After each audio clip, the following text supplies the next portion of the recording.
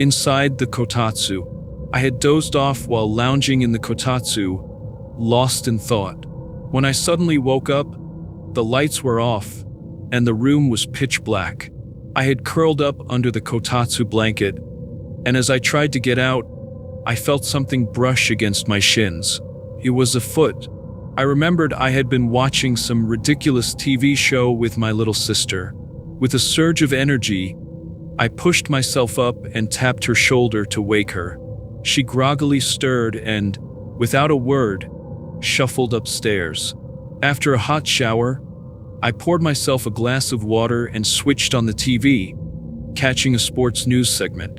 Still feeling warm from the shower, I didn't slide back under the Kotatsu right away, but I turned the heat to low so it wouldn't be too cold when I did. The soccer highlights ended, and next came the pro baseball game I wanted to watch. Feeling a chill creeping in, I finally settled into the Kotatsu, but then I felt something tap against my foot. At that moment, I thought my sister was playing a prank by climbing back in with me, but then my bare foot felt as if it had been encased in ice.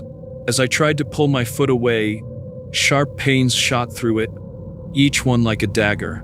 Fear coursed through me, and I tugged with all my strength, but it wouldn't budge.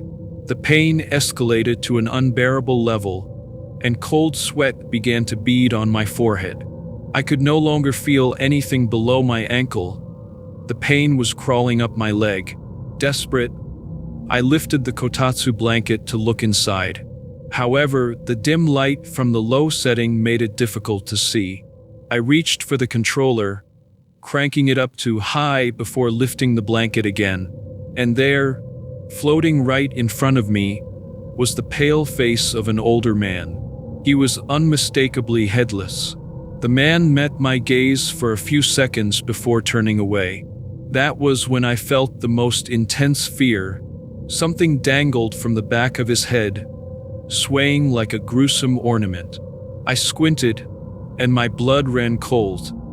It was an arm. The man's face was growing from the end of the arm. I fainted at the sight. When I awoke in the morning, I noticed multiple bite marks on my foot.